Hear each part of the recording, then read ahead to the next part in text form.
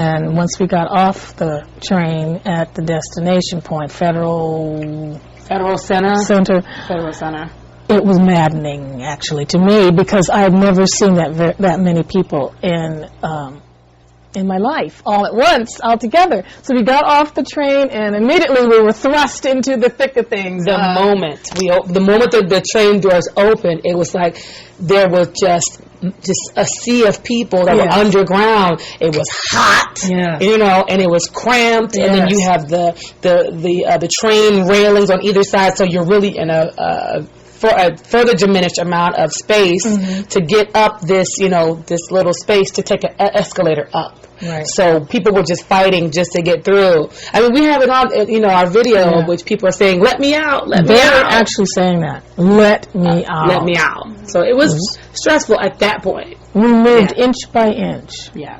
Bumping elbows, bumping shoulders, and everything. But nobody was upset about it. We all sort of took it with a grain of salt, knowing the conditions, because there were so many people. Just so many people. And so how long? You left at 4:30, is that what you said? Yeah, we started at 4:30. And how long before you actually got to where you kind of planted yourself? Was it 7? No, it was before that. We were planted, I want to say, by about 6:30.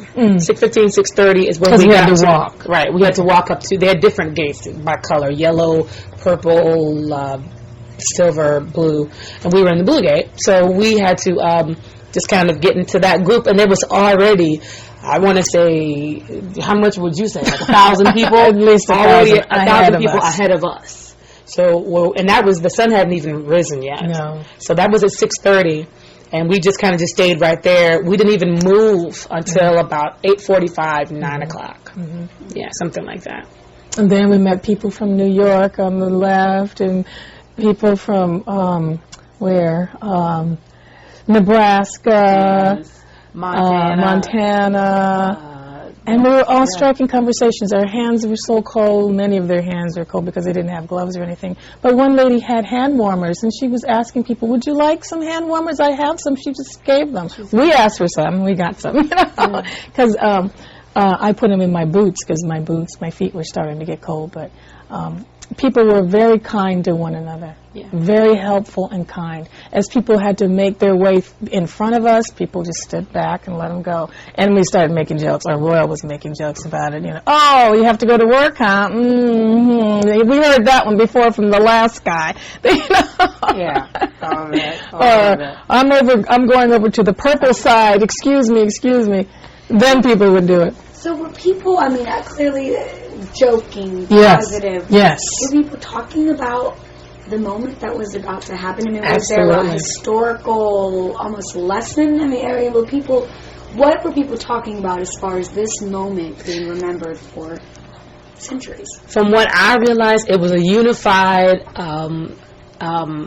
thought that we all just wanted to be there. Yes. And we all wanted to be a part of and experience history and witness it. Yes. No matter where we were coming from, the people that we'd met from Louisiana, from other countries also that came over to experience it and witness it for themselves. The universal idea was that we wanted to be here. Yes. By any means necessary.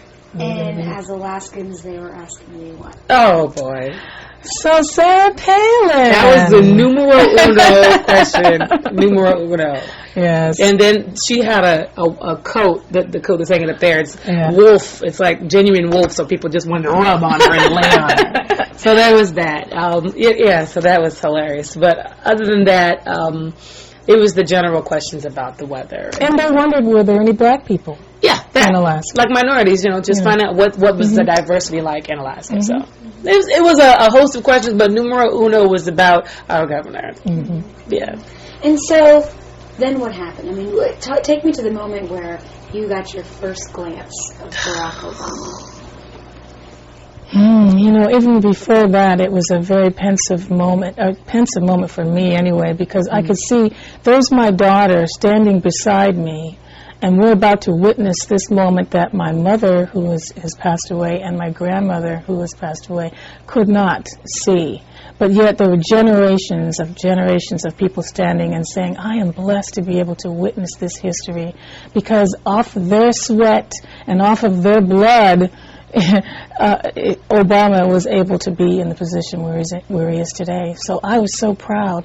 And so when he was making his way through the hall that they took him through before he came out on the platform, we were just in awe, watching him purposely take every step so solemnly, knowing that no one of his kind had ever done that before, and we were able to watch it.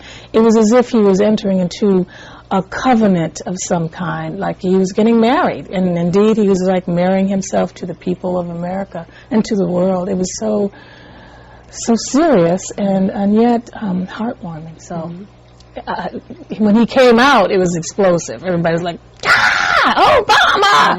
Obama!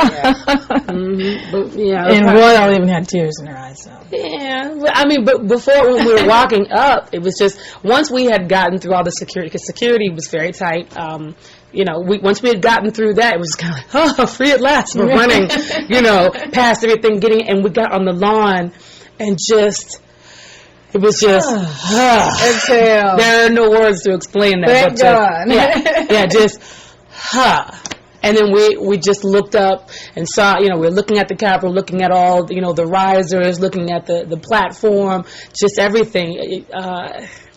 And looking at the people, I mean. When we turned around, because we were on the lawn, but there were people in the back of us. It was a sea, an ocean of people with flags waving. So it looked very electric, where just rows and bands of people just.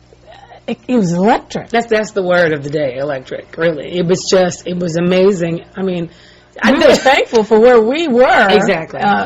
Exactly. I mean, we kind of wanted to get a little closer because it just seems like everyone was taller in front of us. But overall, we were just happy to be there. Yeah.